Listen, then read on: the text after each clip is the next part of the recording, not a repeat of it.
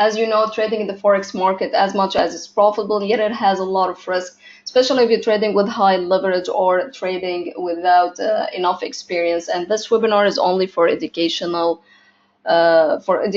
purposes. All right.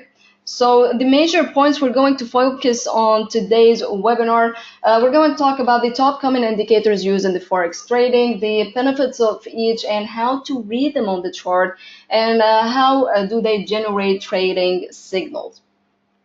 All right, so let's get started.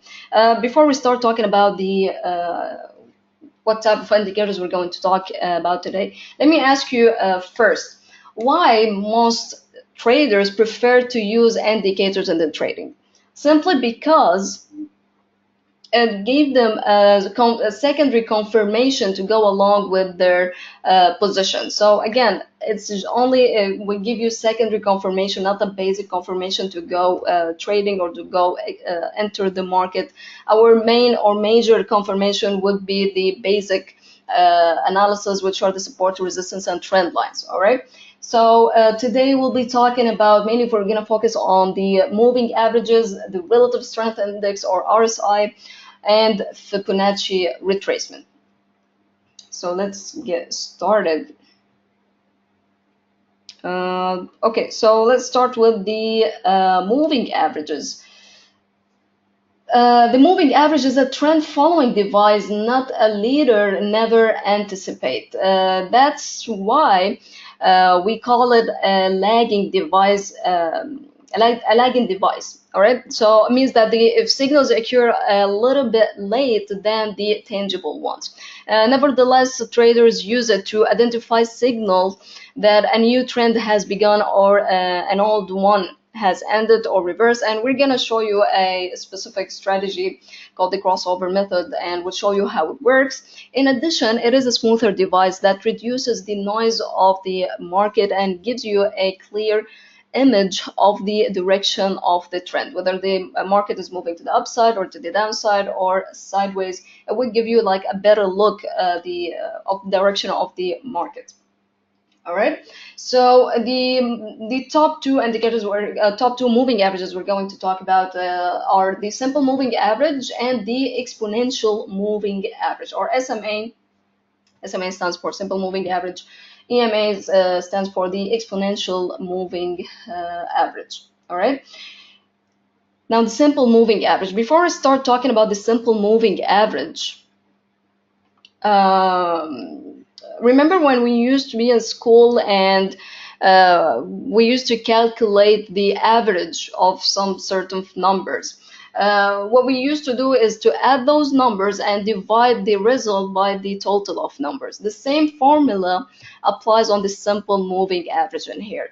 So say, for example, if I would like to calculate a moving average of 3 days, what's going to happen is that automatically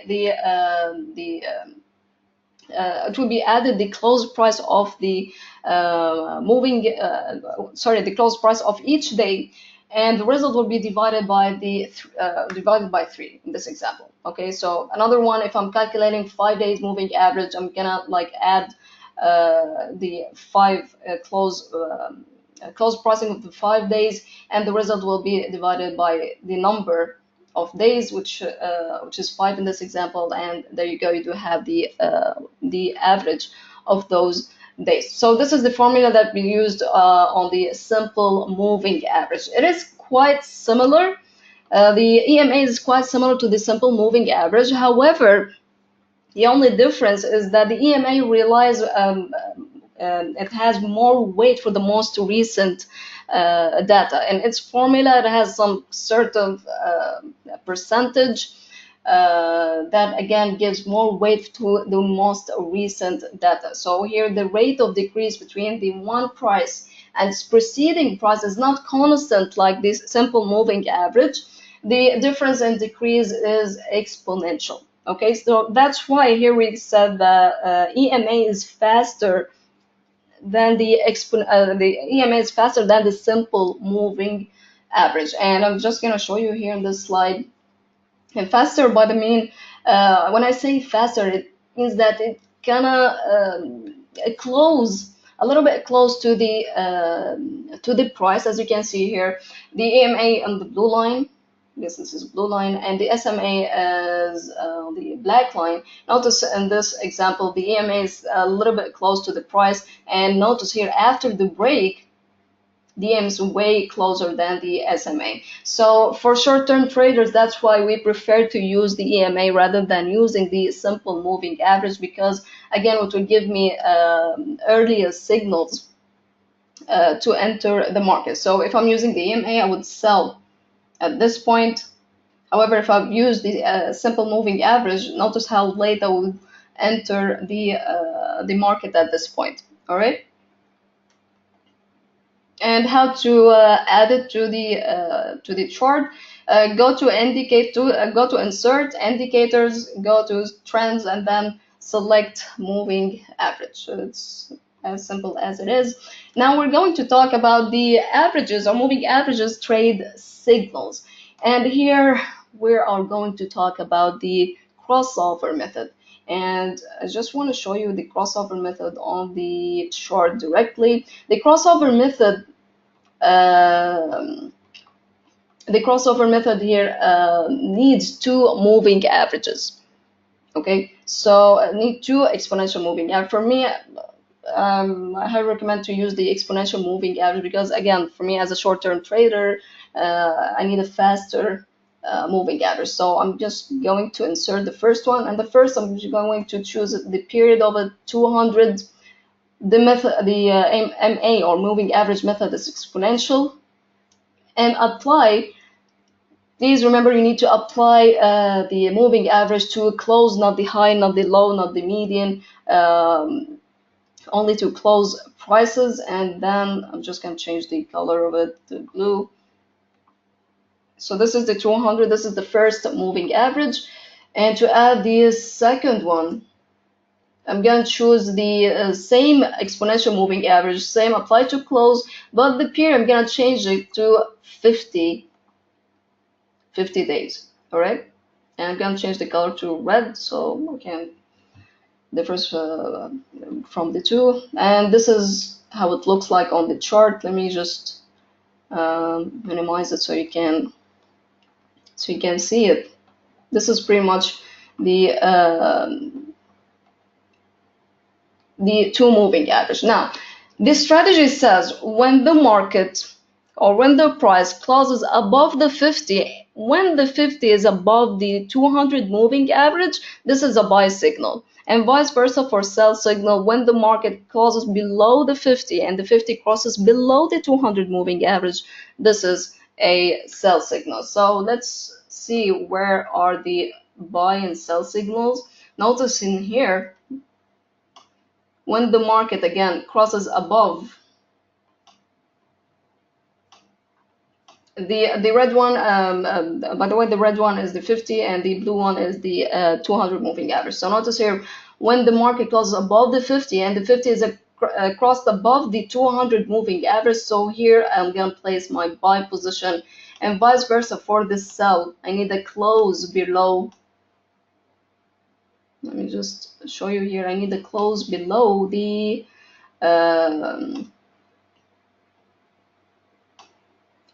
close price below the 50 moving average, and the 50 crosses below the 200, and notice that the market fell apart afterward. Another example, price crosses above the price goes above the 50, 50 above the 200, rallied. And another one here. We do have like plenty of example, but I think you get the idea how to use this crossover method. The only thing you need to know about this specific strategy is that it's best to use when the market is trending. It's meaning, or I call it trendy trends. That means when the market's moving to the upside or to the downside. However, when the market moves sideways range, it will give you plenty of false signals. So I would suggest to stay away when the market is moving in a sideways range. All right. So to get the full benefit of this strategy, focus on the trendy trends. All right, such as the bullish market or bearish market, or bullish movement or bearish movement, and stay away from the sideways range. Let me just show you how sideways range would look like. This is a sideways range. I guess this is sideways range. Okay. It's really kind of hard to trade with sideways range, especially this is another sideways range. Notice the volatility to upside to the downside.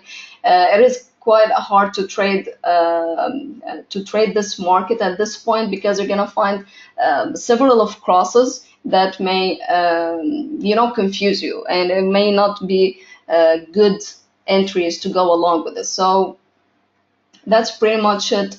Stay away from sideways range and just focus on the bullish and bearish market or movement in the market. All right. So just to summarize things up, for crossover method, a buy signal generates when a shorter moving average crosses above the longer moving average. The shorter here means the 50 moving average, and the longer means the 200 moving average. A sell signal generates when the shorter moving average crosses below the longer moving average. All right, is it clear for you guys?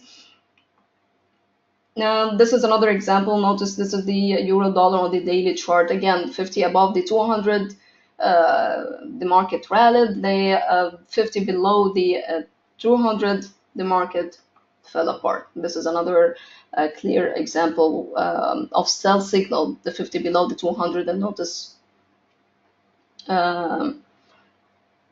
the market decline.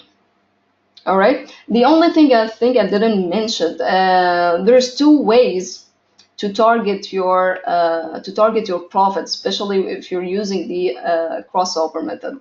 It depends. If you're a long-term trader, such as, like, say for example, you entered from here and you would like to keep the market open, there's a way to trade or to target your profit. The first way is to place your TP when, or I'm not gonna say place your TP, it's like get out from the market when the cross happened. So if in case like you have entered from this, then you have, we're talking about around 2000 something pips. So you're gonna keep your until you see another cross from here. So this is your maximum gain. However, which I recommend mainly is just to place your target based on the previous support resistance level, or using the rule of alternation. Meaning, if I entered from here, I'm gonna place my first target using the rule of alternation, finding a support resistance level. So this is my first. If it hits, I'm gonna take another, just gonna place or adjust my stop loss to the upside, and then place my TP to the next support resistance level, to the third, and so on. Okay, till I get the maximum profit out of this strategy. So you do have two ways. It's quite optional for you to use. All right. That was the crossover method. Now here we do have another way to use moving averages, is to use them as dynamic support and resistance level. Notice in this example, this is the euro dollar on the daily chart. Notice that the moving average here acts as a support on this market. This is a support, and breaks below the support, now becomes resistance, now breaks above the resistance, becomes support, and so on.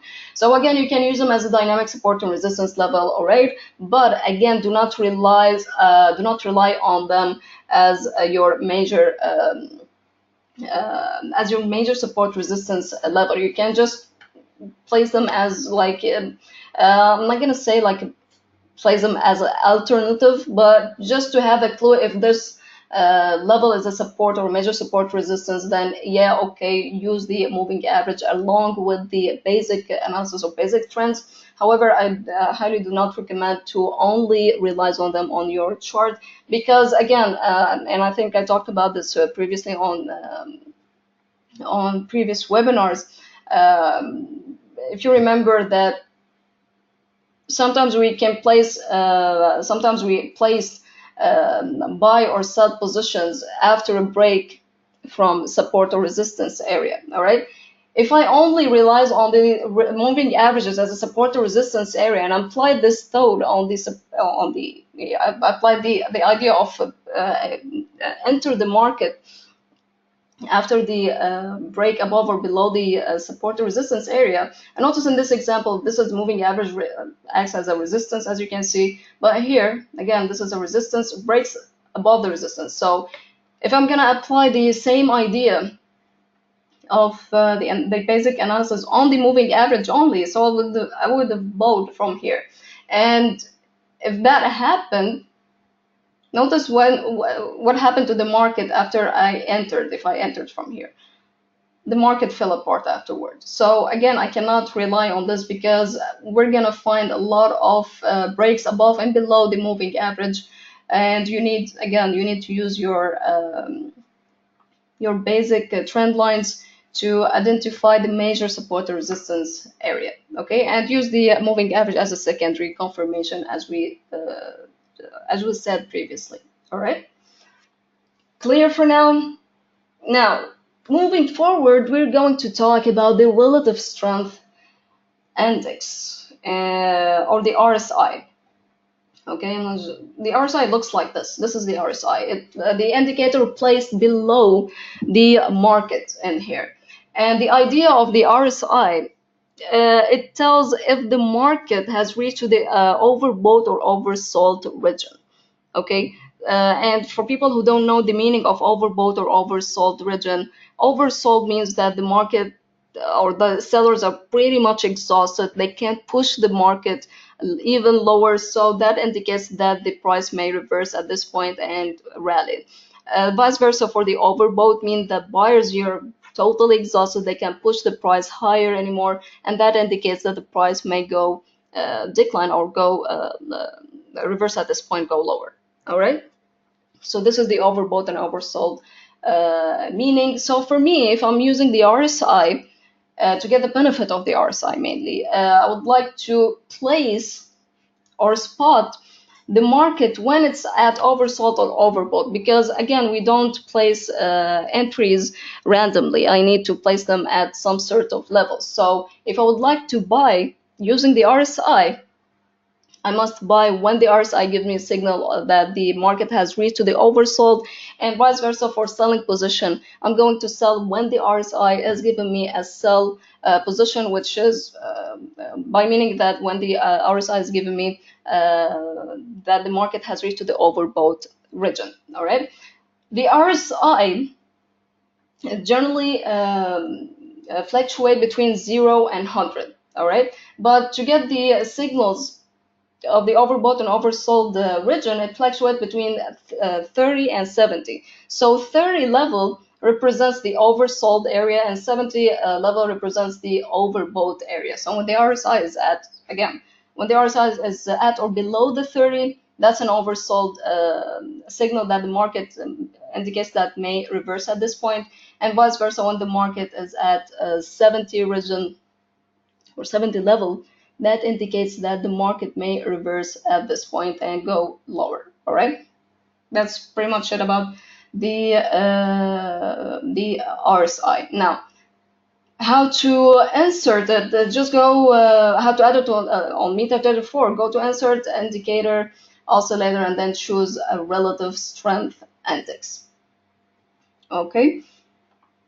And this window will pop up to adjust the period, number of days, and so on. Again, apply only to close price, and I like to keep it on 14. For me, 14 it's quite good. I don't change it much, so I keep it on 14, but I make sure to apply it to close price only. All right. Now, how to trade with the RSI? Now we know the concept of the RSI and what does it do, what does it identify, and so on. Now, what are the signals and how to read the signals that come from the RSI and how to trade with it? We do have two ways to trade with the RSI. The first one, we're going to identify the touches above or below the 70, 30 levels. And the second way is the divergence from the price, divergence the RSI from the price way of trading. All right, so let's start with the first one. And to make it easy for you guys, when you trade with the indicators such as the RSI or any indicator, but because we're talking precisely about the RSI here, always focus on the direction of the trend. When the trend is up, that means that the buyers are more than the sellers at this point. So we need to go buy with them. We don't fight. We don't need to fight the market. We don't need to go against the market. We already know that the buyers here are highly aggressive or are hiring more than the sellers. So we need to go buy with it. Okay. So when the market is moving up, I'm going to focus when the RSI only gives me a buy signals, means that I'm going to focus when the RSI is at or below the 30 region, and then I'm going to place my my buy position, and vice versa for selling. I'm just going to talk about selling on the other slide, but let me talk about the buy positions in here. Notice here the market is moving up, okay. And what I've done here is that I placed a buy entry when the RSI is at oversold territory or as at 30 or below the 30 region. This is one, and this is two, and this is three. And we do have, by the way, plenty of examples of buy this market, but I've just spotted the major movements in here. Notice here that I have ignored any signs or any signals that the RSI give me that the market has approached to the overbought, because I don't want to sell on an uptrend. We need to buy on an uptrend and sell on a downtrend, not the opposite. All right. So yeah, this is an example on a buy trend again, and I'm just gonna repeat myself because this is really, really important. When the market is moving up, only focus when the RSI is giving you a buy signals, and by meaning it giving you buy signals, focus when the RSI is at or below the 30 region. This is that's indicate that the market may go higher, and vice versa for the sell position. To place a sell position, the market focus, first of all, focus on the main direction of the market. If the market is moving down, then again, that means that the sellers are more than the buyers at this point. And when the sellers are more than the buyers, we need to sell with them, not to buy or fight the market or go against the market, because again, we already know that the sellers are way more than the buyers at this point. And if I would like to trade using the RSI, I need to place my sell positions when the RSI is giving me a signal that the market has approached to the oversold region. In another meaning, when the RSI is giving me, when the RSI is at or above the 70 region, this is the overbought. This is the overbought level we are targeting, and then we need to place our sell position. Notice again this example: the market is moving down. I place the here first position, the second, the third, and so on. We do have here maybe the fourth. It's at almost near to the 70 region, and so on. Why do we do that? Why do I ignore the other signals that comes from the RSI on the direction? Because again, and you need to know that all indicators, not only the RSI, all indicators give you false signals. So we want to reduce as much as false signals that may occur. Okay, so that's why to get the full benefit of the RSI, you need to focus on some certain positions. All right. Same thing, we talked about the crossover method. If you just remember, like a few slides ago, I said that to get the full benefit of the crossover method, you need to focus when the market is moving to the upside or to the downside. However, when the market moving to the market moving in the sideways range, you need to stay away from the market. All right. So the same thing here. We need only to focus on the direction of the trend and go along with it. So this is the first way to trade with the RSI.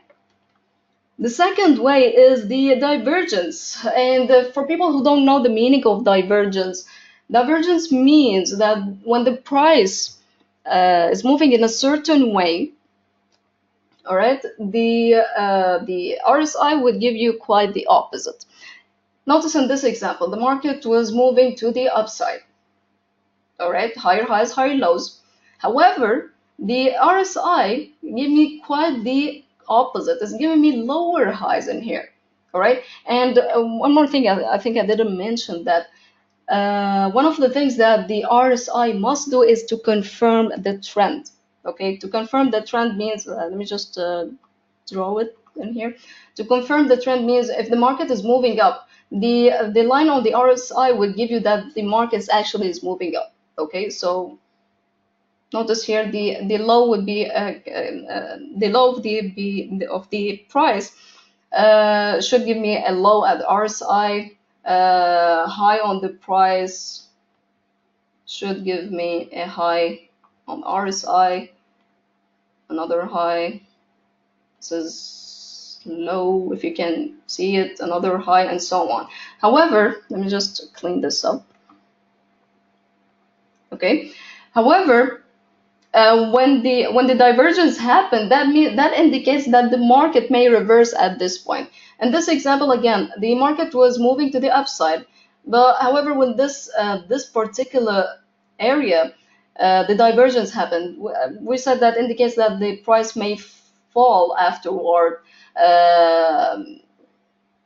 or may reverse after this kind of movement. So how to trade it? If you already, this is like, first of all, let's assume that you already in trade. That you already, say, for example, you bought from this area, okay? And the position is still open. And you saw the divergence. I wouldn't recommend to get out from the market. Okay, I would highly recommend to adjust your stop loss up to the trend line, up to the previous support trend line. I'm sorry, I can't. I don't know how to draw like a clean line, but this is a line. But assume this is a support or resistance level that matches the trend line in here. Okay, so this is my stop loss, because for me, again, and I said it previously, that the RSI sometimes will give you, so not sometimes, it will give you a lot of false signals. So for me, because I'm not quite sure that the market will fall afterward, I'm gonna place my stop loss right above on the top of the market in here, all right, on the trend line mainly. And if the market fell, maybe then I'm going to switch sell afterward. Okay, but however, as long as the market didn't break the trend line, the uptrend line, I'm still buyer at this point. All right. So this is a way, if it's not an option, this is a way of how to adjust your stop loss. Okay, because again, we don't want to just get out from the market just because the RSI gave me a divergence from the market. Now, the other way is that let's assume that you would like to jump in the market. You would like to place an order. One of the common mistakes that the traders do is that whenever they see a divergence, they go and sell. Divergence on an uptrend, such as this example, they go and sell, and this is quite wrong. The first thing must happen is a close price below the trend line. This is the first, because again, the basic analysis is the overriding consideration again. So I need the close price below the trend line plus the signal that the RSI give me, then I'm more comfortable to go and sell afterward. And notice here the market fell apart. All right. Let's repeat that. When I enter the market, I need the close price below the uptrend line plus the signal that the RSI gave me of the divergence. I'll be more comfortable, confident to go and sell afterward. However, if the market didn't break the trend line, I'm still buyer because it's still the price is giving me higher highs, higher lows. It doesn't matter what the RSI is giving me in here. All right. Is it clear? Because again, a lot of mistakes, a lot of traders do this mistake. They go right away, they sell, and sometimes, not all divergence are accurate. Okay, so you need to pay attention of that. This is another example on a downtrend. Notice that the market is moving to the downside, lower lows, lower highs. However, the RSI at this particular area will give you higher lows. How to trade with this market? I need the close above the trend line, and if that happened, then I'm going to jump in and buy at this area. And notice here, if we draw a trend line, I guess it's quite clear that the market has broke the trend line in here, and this is my buy position. Notice that the market went sideways and then go to the upside. All right. Is it clear for you guys? It's quite important to understand this point, that we don't rely 100% on the indicators, no matter what it was. Precisely, I'm talking about the RSI. If you'd like to trade with the RSI, you have to draw your trend lines and support and resistance area, and combine the signals all together to get the maximum confirmation to enter the market. All right. Is it clear for now? If you don't have any questions related, we're gonna answer it right after the webinar. Now, we talked about the moving averages. We talked about the RSI. Now, the last indicator we're going to focus on is Fibonacci. And Fibonacci looks like this. This is Fibonacci. It's an indicator drawn on the market. And for people who don't know Fibonacci retracement are ratios used to identify potential reversal levels. These ratios are found in the Fibonacci sequence, and the most popular Fibonacci retracements are 61.8%, 38.2%, and 50%. And here chartists apply Fibonacci ratios to define retracement level and forecast the extent of correction or pullback. All right. So as you can see here, the Fibonacci retracements act as support resistance area for a specific period. All right. And the idea here is to go long. The idea of the Fibonacci as a whole is to go long or to go buy on a retracement at Fibonacci support level when the market is trending up, and to go short or sell on a retracement at the Fibonacci resistance level when the market is trending down. Let's apply this on the chart. Let me just clear this out.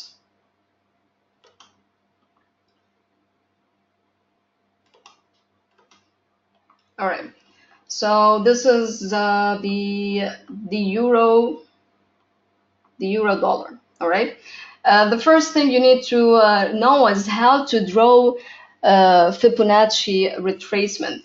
When the market is moving down, like this example, this is a market is moving down. You draw Fibonacci from swing high to swing low. All right, so this is Fibonacci for a downtrend. However, how to draw it on an uptrend is quite the opposite. You place your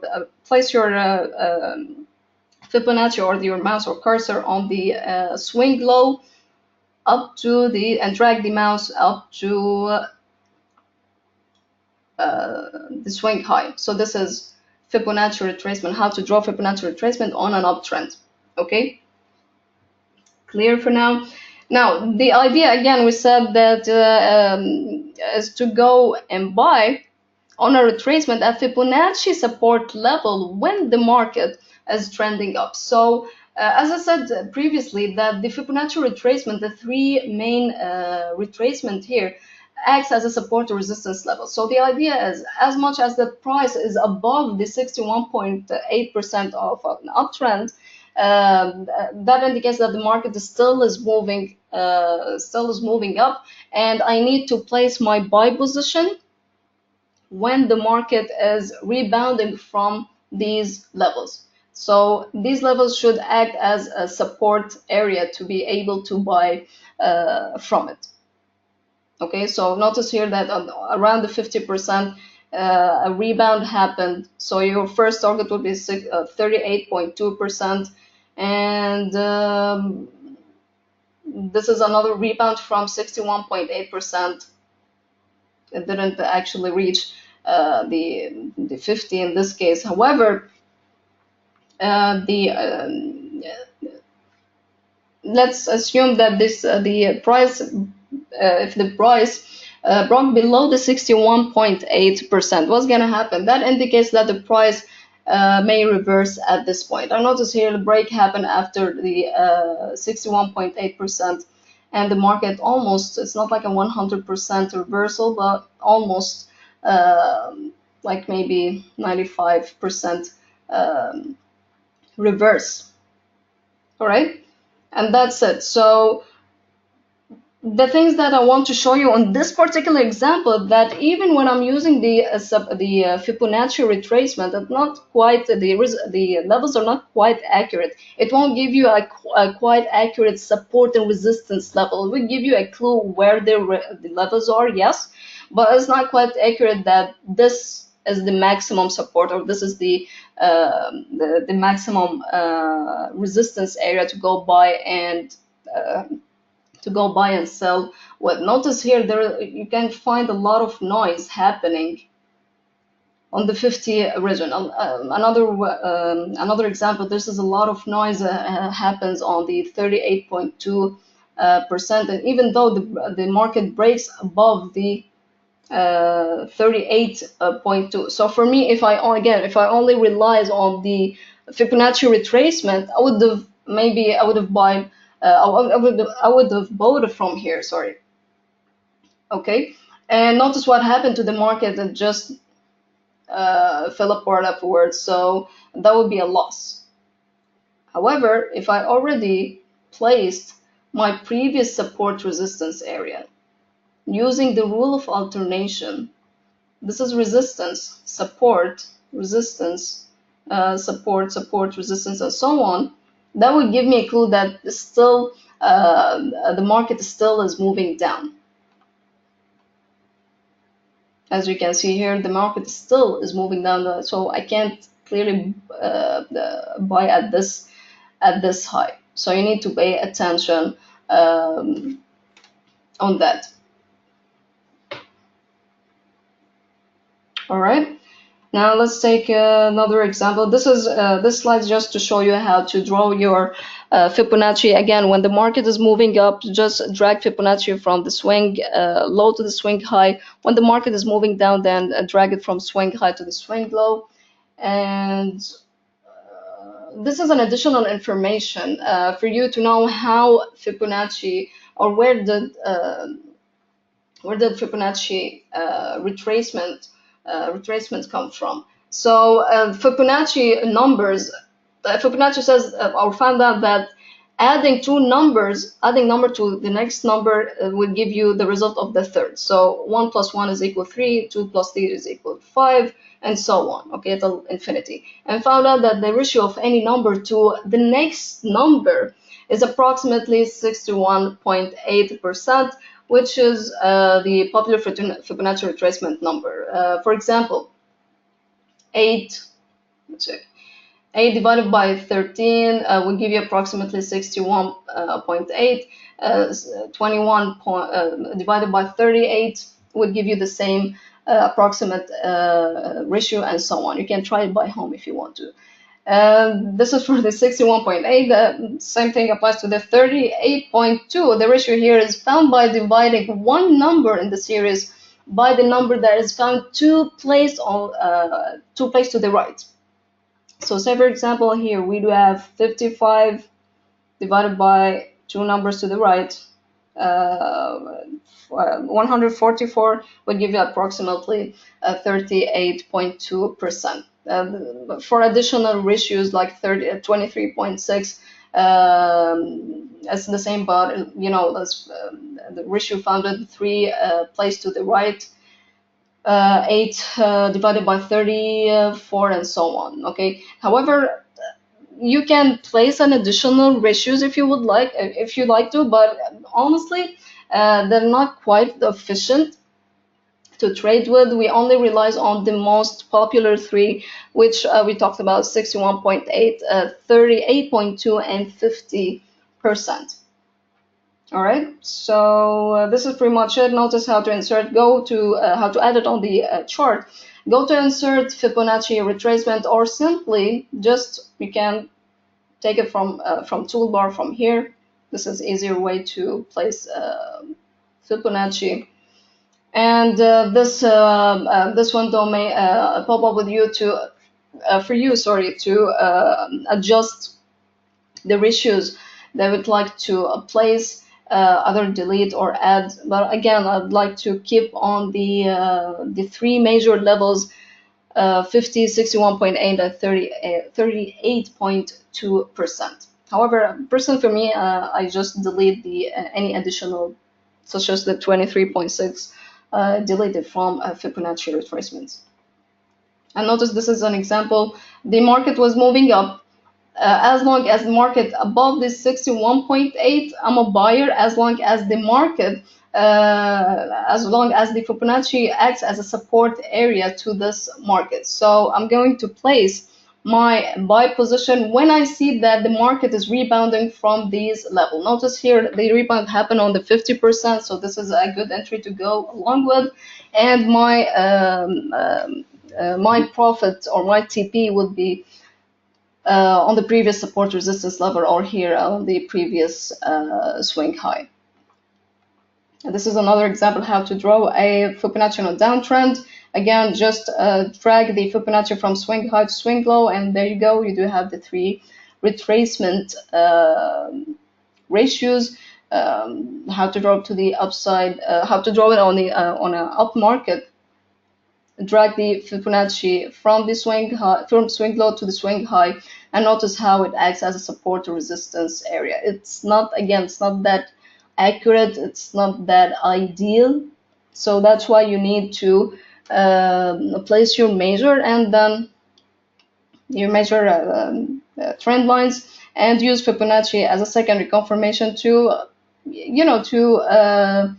identify if those measures are quite near to the same retracements or not. Okay, so yeah, and this is a quite good example. It shows you that the Fibonacci sometimes will give you the it applies the rule of alternation. You know, the rule of alternation is any broken resistance becomes support, and any broken support becomes resistance.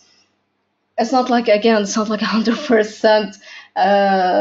It's not 100% rule, but it applies like for me. I think it's like more than 80% that applies on the market. As you can see here, once I draw Fibonacci, notice here that previous resistance becomes support. Now here previous support becomes resistance.